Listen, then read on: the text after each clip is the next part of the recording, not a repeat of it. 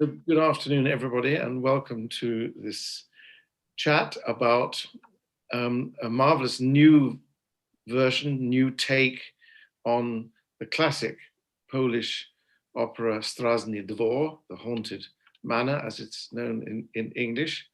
And we're going to talk about the journey that the creative team have made in coming up with this concept, how that journey has been extended over at least 2 years of very hard work, and what a fascinating idea it is to take a great classic of the Polish operatic repertoire and look at it from an entirely different perspective, which is, Ilaria, I think, what you've done. But maybe for our audience's sakes, we should just start by saying who we are and what we do.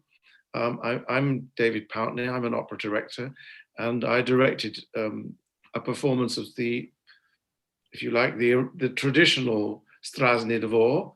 My production wasn't entirely traditional, but it was basically the normal version of that piece at the Teatr Wielki in Warsaw some 3 or 4 years ago. So I have some experience of this wonderful opera. Now, that's me. Please introduce yourselves, Ilaria and Live. My name is Ilaria Lanzino, and I'm going to stage Straszny Dwór here in Poznan, having premiere on the 9th of July at 7 and live. My name is Leif Erik Heiner, and I'm the stage and costume designer for Straszny Dwór. Marvelous. And so this project was developed for the European Opera Directing Prize, and I understand, Ilaria, that you initially submitted your first ideas on this in October 2019. Is that right? June 2019, and June. in October we had the semi-final. So the first time we delivered the concept was June 2019, exactly. And then we were very happy to hear that we were invited to the semi-final in Karlsruhe in October, and then to the final in January 2020 in Poznan. And then it should have happened in January 2021, this January. Yes. But it's along with many other wonderful projects, it was went into the bin marked COVID. But thankfully, only just a few months later, here it is actually going to be premiered on the 9th of July and streamed on that evening. So everybody will be able to see, Ilaria, what you've been up to. So maybe you should give us a preview of how you have treated this extraordinary piece. First of all, before we attended the competition, we didn't know the piece. And one of the things I'm the most grateful is to get knowing this wonderful piece, not only winning, but also getting in touch with the tradition of Polish opera, which was unknown to me. And we fell in love with the piece quite immediately. And since then, I mean, it has been 2 years since we started working on this. And since then, I have been listening to the piece like every day. Every day I go jogging, and every day I choose a different act. So, and I'm not sick of it yet, David. Can you imagine? Like every day Straszny Dwór, I'm getting mad, but I'm not sick of it yet. So it is really, I'm really thankful to getting to know this piece. Yes, so we started in June 2019, and since then the piece developed a lot. I mean, the main idea stayed from the beginning. What is our approach to the piece? It actually was very clear to us from the beginning. We didn't have much time to do the concept because we were both working in other productions at the time. So we worked at night and like writing like mad people in the night. And thank God we immediately decided what is going to be our point, our interpretation. And since then we sticked to the main idea, but it was extremely interesting to see how the piece developed in 2 years, because I feel highly pregnant. Really, I'm ready to give birth to this child, because then it has been postponed and everything. And so it developed in a very interesting way. In the final, we got the chance to stage 2 scenes of the piece, so it became more concrete. And then now the piece is all set, and it is such a strange feeling that it became real. So our ideas are real on stage, and this is an incredible feeling. Maybe Ilaria, just for the benefit of people who are tuning into this, many of whom won't know Straszny Dvor, because after all, it's not very often performed outside Poland. Just give us a very brief summary of what the piece is in its original format, if you like. Yes, I'm gonna try this. It's not very easy. So the starting point of the piece is an oath by Stefan and Zbigniew, who are coming after a war, and they decide that they want to ban women out of their lives. Nie ma niewiast nasze. This is the oath they give together with the All-May chorus.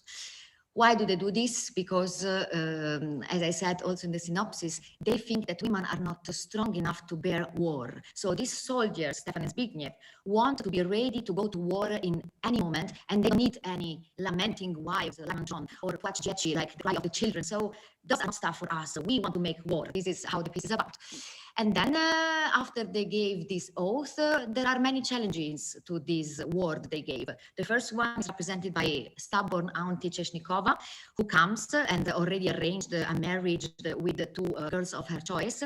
And she really wants Stefan and Zbigniew to be married to Agatka and Brigitka. But Stefan and Zbigniew remained very strong. Czesznikova actually has a point, because people tend to forget that it is actually a desperate situation after a war. The music is very affirmative, and it starts with an affirmative G major, but Czesznikova reminds them, Stefan and Zbigniew, that there is a shortage of men because everybody's dead. So even though the music is very cheerful,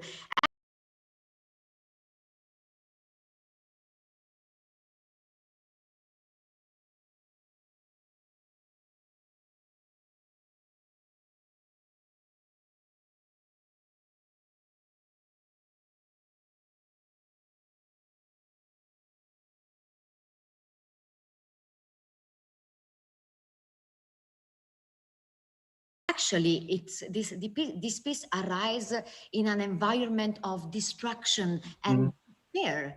And this is what Czesznikova says. There are 7 girls for 1 man because all the men are dead. So she actually has a point. She wants to give Stefan and Zbigniew 2 girls of her choice, but they remain strong.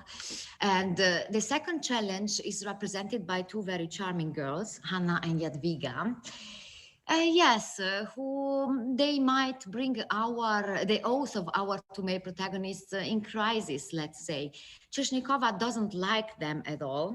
At least I even underlined this point, that she doesn't like Hanna and Jadwiga at all. We're going to see why in our interpretation.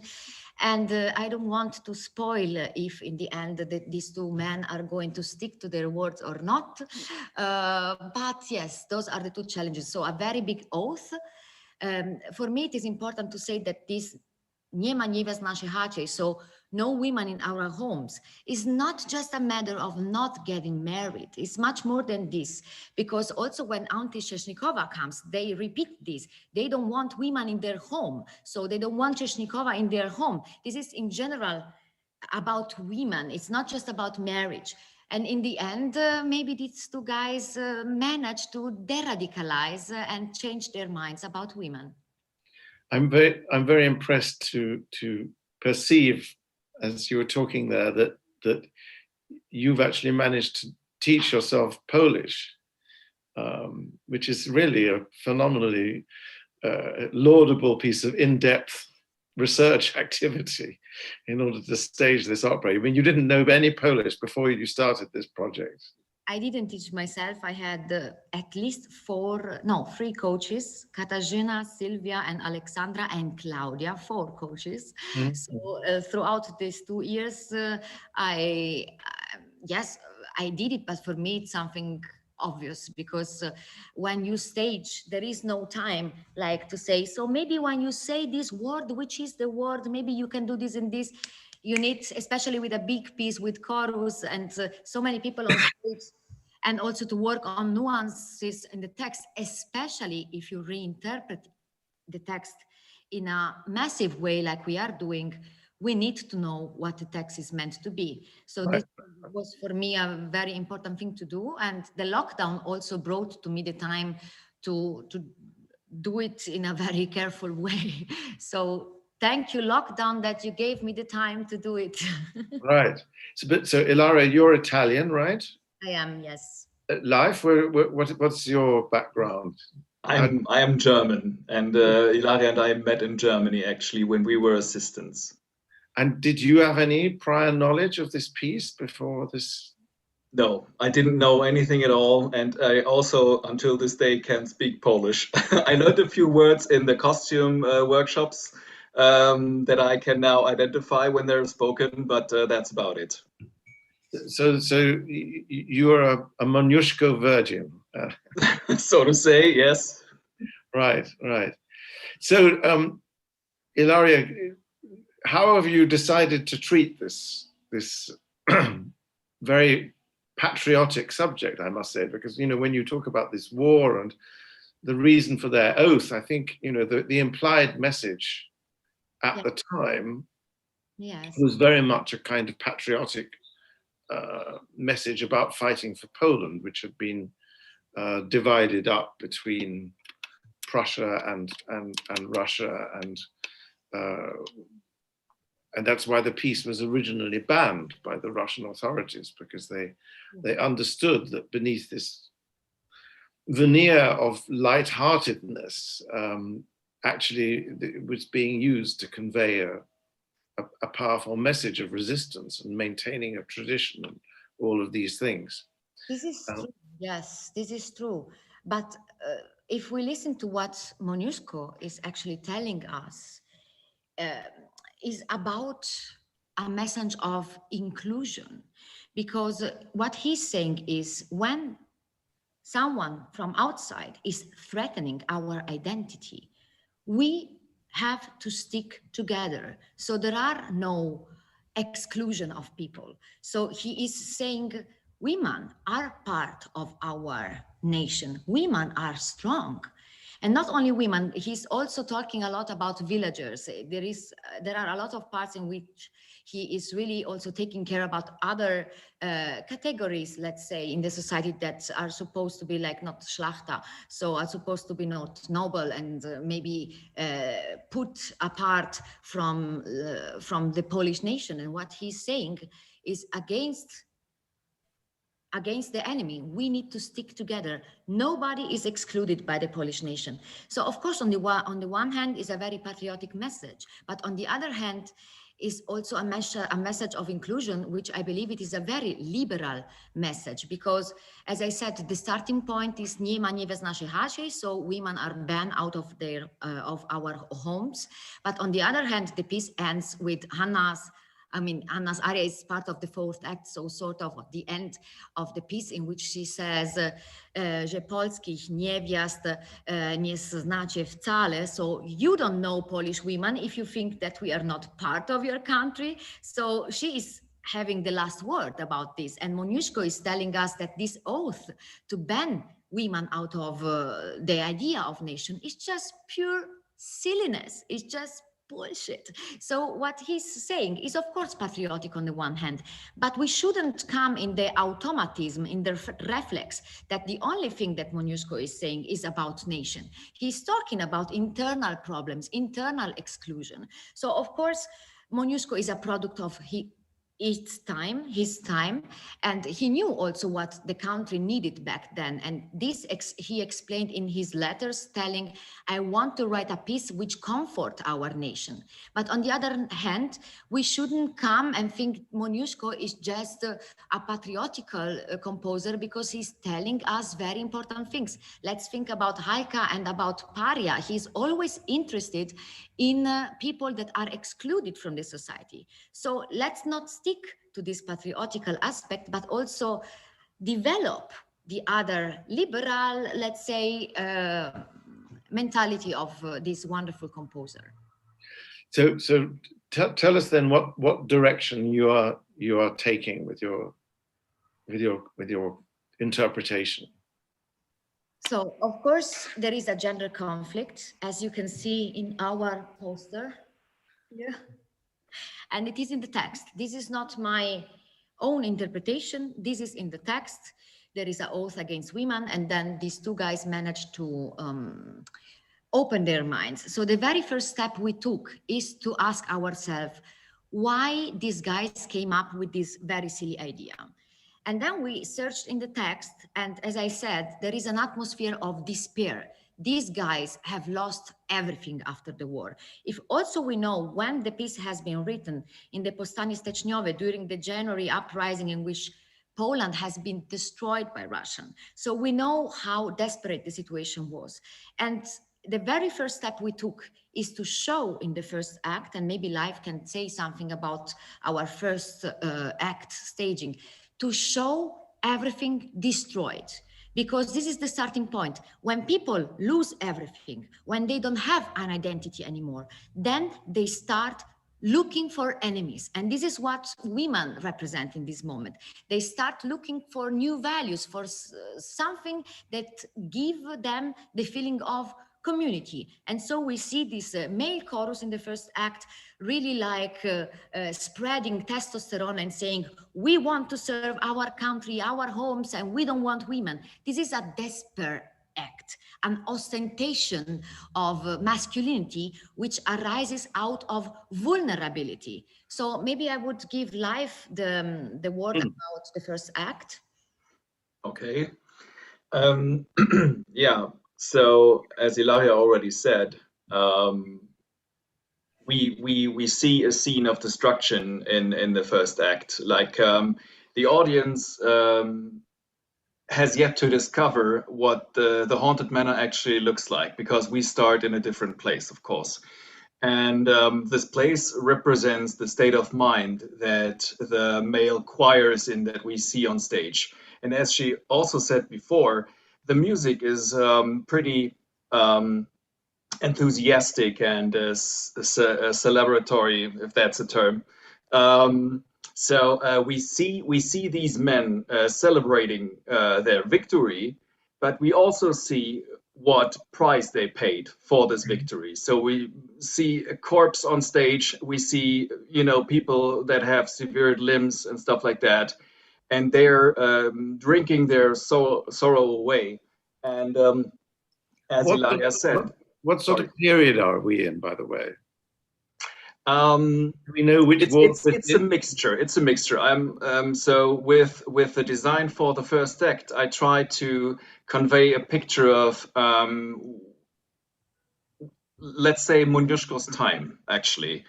But I tried to take different pieces of different periods of Polish history to emphasize the traditional values that we want to depict for these kinds of people that we're showing in the first act. So actually, I took also like armors, and the costumes for the soldiers are very 17th century actually, and the women are more taken from the 19th century. So I'm mixing there a little bit, but it's for a purpose. Because, as you said, the piece in its core is very patriotic, and we also tried to find bits and pieces where we could refer to things that Polish people can be proud of.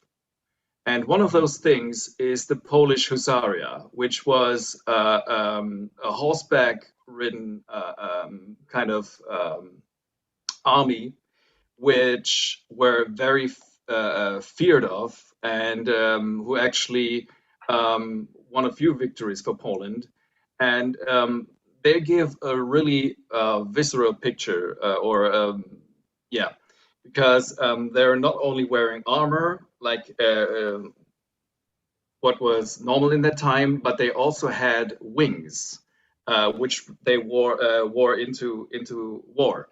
And when they come riding at on their horses, those wings actually make a lot of noise, which scared the enemy. Mhm. So I think this was, so I chose them because I thought this was a good picture to show something that Poland can be proud of from their history. I mean, if you want to be proud of winning wars, but yes. So this And is the kind of universal image of Poland at war across different centuries, essentially. Is it? basically, yes. Exactly. And so we start in a very traditional, patriotic way. This is our beginning. And as I said, we want to underline the destruction. So also there would be normally a change of scene in the first act, in which Stefan and Zbigniew come back home. So with the famous tercet Ciche Domku, in which they greet their home back.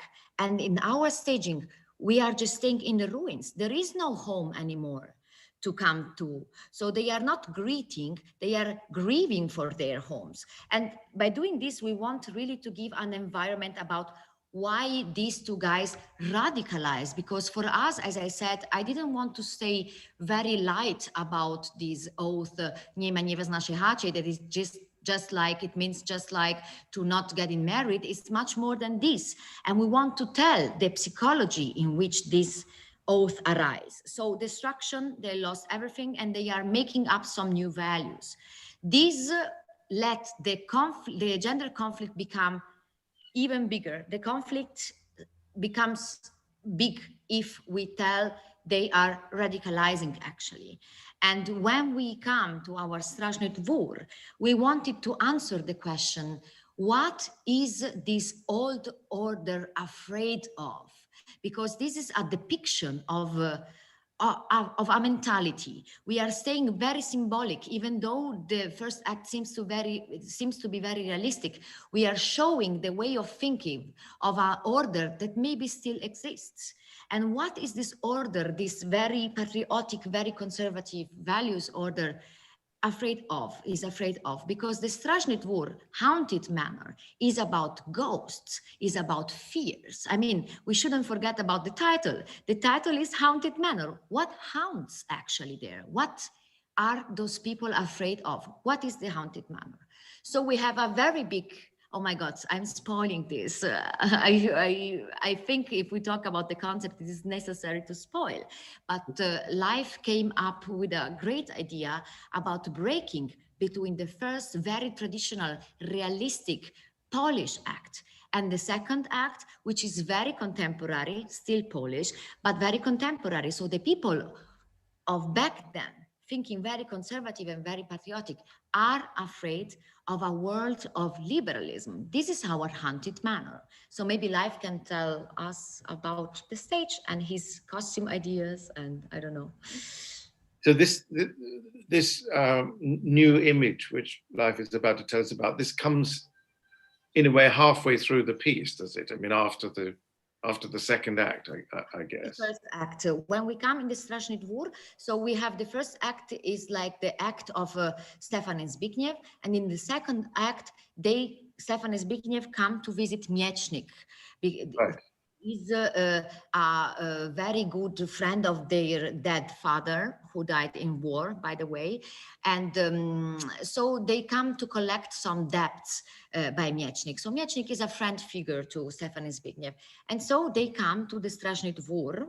And in the moment in which they come to the Straszny Dwór, we realize what the Straszny Dwór is. And Life got a very nice idea about the stage and the costume. Life, come on, tell us what have you Yes. got? So first of all, I wanna put something first. So as Ilaria said, we have a gender conflict at the core of our interpretation of the text.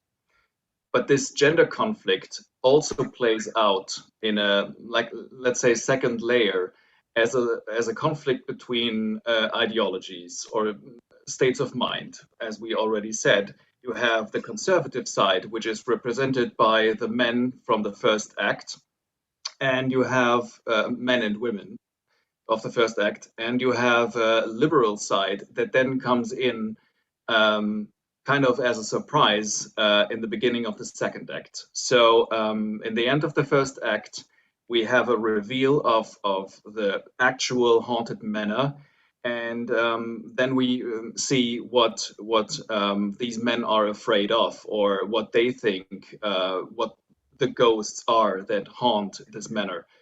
And therefore we chose a sculpture by Russian Polish sculpturist Katarzyna Kobro, which she made in 1928, that is called Spatial Composition Number 4.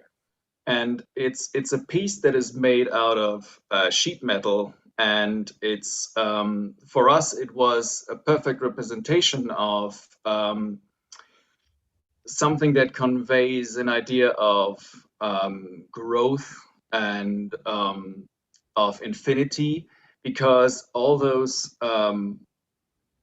surfaces that are in there seem to flow into each other and seem to expand, and it's multi colored. So we thought it was a good way of showing something multicultural too, you know. And so that's the space that we're in, this the sculpture. And the costumes are, of course, 21st century costumes, contemporary costumes, so that we can show what the women that are shown in the haunted manor, what their states of minds are, you know, what kind of place they are in. And so we are very colorful, very lively with the costumes and the stage from the second act on, and those two worlds collide in the further continuing of the story. And how do you deal with all that business? For example, if I remember rightly, at the start of this is all female, isn't it? The second, and they're all doing this kind of ritual game with the how do you say this, melting lead, and this telling the future kind of game. It is very interesting that the men are sticking a lot to the past. They are always talking about the past. Also Miecznik, it's always about wspomnień, remembering.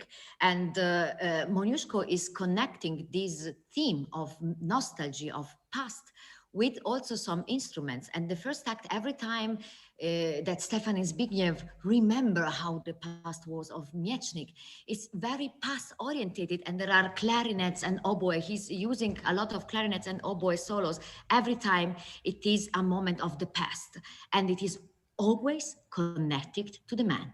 Then we open the second act, and the girls are looking to the future, as you said. You know, this is what also brought life and me to separate past and future contemporary, because it is so nice to see the second act opens, and it is like a mirroring of the first act. First act is male and nostalgic. Second act is future and female. So we decided to take what it is in the text and like extremized, but everything that comes from us actually comes from the text. And this fortune telling, you can see a lot of contemporary girls excited for Nowy Rok. So I don't know the name in English. New Year's Eve. New Year's Eve, exactly. Yeah. Like looking forward what the future is going to be. We have, of course, some surprises about this wax ritual, and we are defining what they are looking forward. And in our interpretation, this is not becoming the wife of a soldier. So this we really try to broke. Our Hannah and Jadwiga are very emancipating contemporary women who refuse the pressure of the society to just be the wife of some knights or some soldiers. This was very important to us to extremize these two mentalities. Right.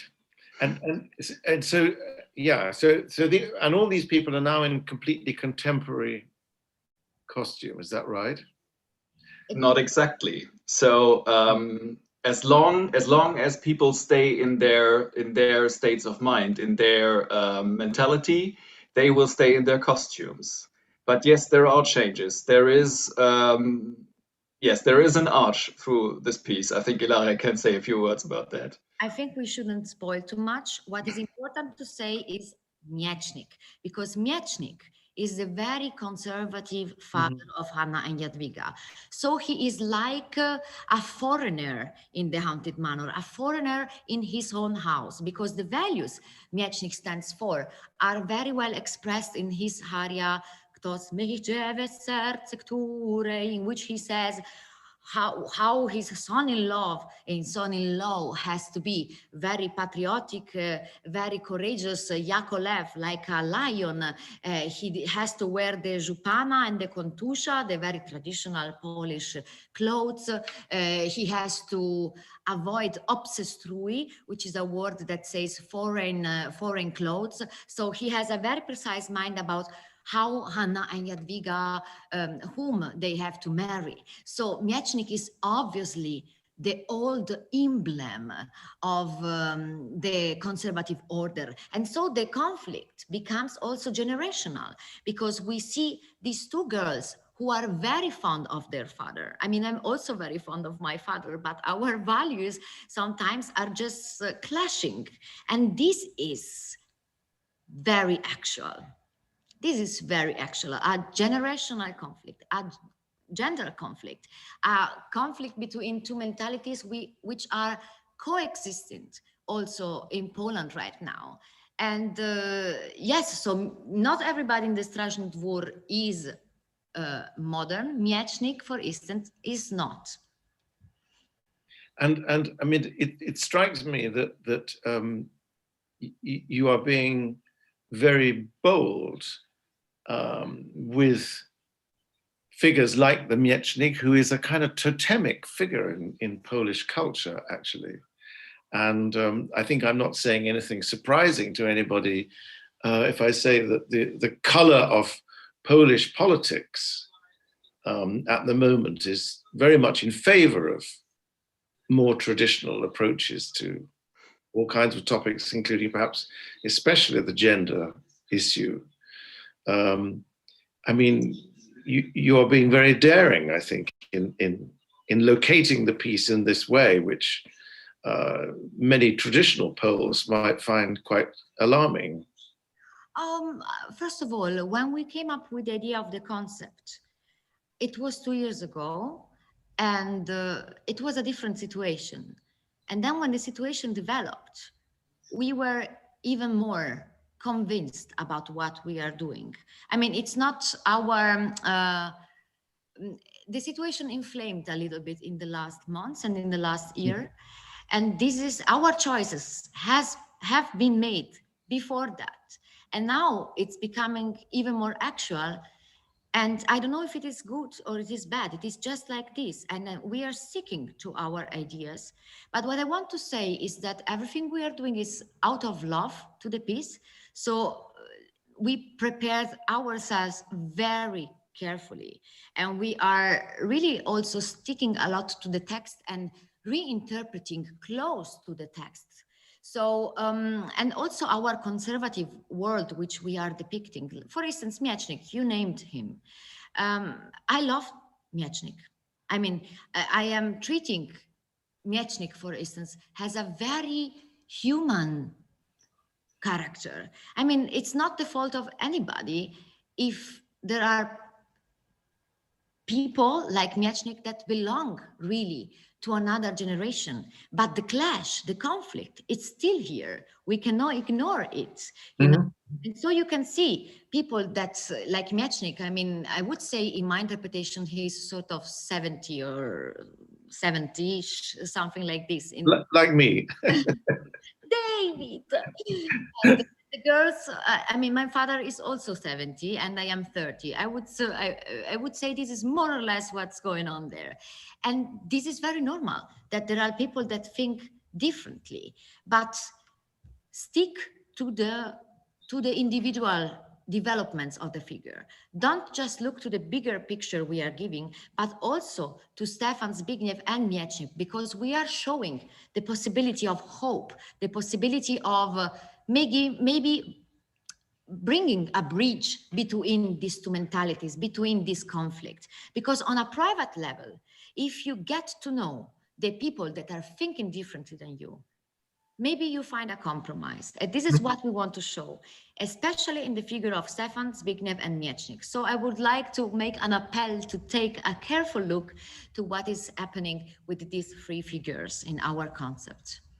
Because I guess one of the things which is sometimes a problem for very interpretive, creative teams is how to deal with happy endings. And, you know, there's, I think, no question that Moniuszko has composed a happy ending to this piece. Are you directing a happy ending to this piece? I am. And how do you bring about this resolution to these problems? David, in this case, I have to tell you, I don't want to spoil anything. It is about the end. So the end is something that we shouldn't spoil. But I can promise that a happy ending is also there, definitely. And you know, the piece is full of surprising and very vivid and very particular characters. I mean, you referred to this, the marriage broker, Chesnikova, already. I mean, she is a kind of very, very lively, characterful figure. I can't remember his name now, but the beginning of the second act, when there's this whole dispute about who shot somebody's Dick, wild boar out hunting, and you know, there's a very colorful character who appears there.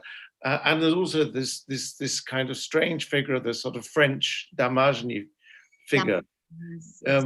How are you dealing with these kind of iconic, colorful character vignettes that are part of the richness of the piece, actually? So about Damazi, we have to say that this figure has been depicted very flat, in my opinion. I'm going to be honest about this. He is a catalysator of bad virtues. Everybody hates him in the text. Like, why? Because we have to take a look to the text, because he's wearing a German Fracek. Just the word is like Fracek, is like very bad. He's wearing not the Polish traditional dress. So then he is not masculine enough. He is like confused about whom he should marry. Hanna, Jadwiga, he doesn't know really. He's not patriotic. He's sticking to foreign traditions. And as I said, he's also not masculine enough. You can see in the music, you know, every time he sings, it's like a minuetto. It's like da da da da da da da. Every time Moniuszko is making fun of him. And I understand completely why Moniuszko did this, because back then it was necessary to have an antagonist who is not patriotic, who doesn't, let's say, stick to this ideal of the perfect, courageous Polish man. But when you are a director doing this piece in 2021, in this situation, you have to take responsibility about who are you depicting. And we made a very big decision, because how is my stand to a figure like Damazi? Do I think that he is an antagonist just because he doesn't wear the Jupana or the Kontusha, or because he is not masculine enough? Do I think really this? No, I don't think this. So we changed him into a modern hero. He is one that is mobbed by this conservative society for the reason that I said before. And we transform him in a very positive figure who is going to play a main role. And we really reinterpreted every single sentence he said, in my opinion, in a very convincing way, but you are gonna tell me. And for us, it was very important to say, we don't believe that the characteristics of Damazi are a reason why we should make out of him a bad character. So this is one thing we are breaking. Exactly. And tell me how are you all getting on with your colleagues in Poznan? I mean, how are the cast reacting to their piece being reinterpreted in a very powerful and beautifully argued way, I must say. I have to say, we worked very well. We worked very well. I was surprised about how everybody is so professional, because not everybody embraced my vision. Let's say a couple of people didn't embrace my vision. Mostly yes, but a couple of them didn't. And still they remained very professional, because this is about what performer is about, you know. Performer are not depicting on stage their own ideas. They might agree or they might not agree, but they are, I don't know, if a singer does very slow an aria, it's not the fault of the singer, you know, it is the conductor telling this. And in my case, it is the director. So I didn't have much problem. Everybody is staying very professional. Many are very enthusiastic about what they are doing. A couple of them, but we had very nice private conversation also about our different state of values. And I am very grateful about this, because it has been a whole experience for me in life. It has been a life experience, a human experience. And we have been treated very respectful by everybody, and everybody accepted us, even though a couple of them don't agree with us. And so this is the bridge. We are the bridge. I mean, not me in life. We, the theater, the how it's going on is the concept. Do you understand, David? The concept became real, you know? Of course, of course. And how different is it now to what you started out with? I mean, life, have you changed very much over the course of these 2 years, or? I haven't changed so much in the last 2 years, because of course it just lay for a while, you know, slept, so to say. But I mean, these last few weeks there have been some changes. Yes, I have to admit that. There has been debate, and we did have discussions about how we should approach things, and how far to go, and where maybe not to go. But I think in the end, the most important message, not only of this piece but overall, is that there always has to be space or room for debate. You know, it's always good if there is an exchange of ideas, and if you don't have like black and white, but if you're trying to explore the gray areas between two sides of you know, of different of a society, for example. But yes, we've really, I think neither Ilaria nor I have ever had a more, how do I say that? Yes, I have to say challenging concept that we had to fight for. Well, I must say, I think it's been very exciting to listen to both of you expound so eloquently some really exciting and brave and riveting ideas. And I'm very sorry that I can't be there on Thursday, but I'm afraid I'd have to do 2 weeks quarantine when I got back. So it's not really very easy to contemplate one night trips around Europe yet. Hopefully that will soon all be over. But it's very exciting to hear you both talking in such an intelligent and inspiring way about this extraordinary and very important work. And I think it's wonderful that Poznan are giving you the chance to do this, and brave and courageous of them too. And I think this will be a very exciting event. So I hope many people will tune in and watch the live stream, which I believe is being sent out on Thursday directly from the premiere, right? Right. Yeah.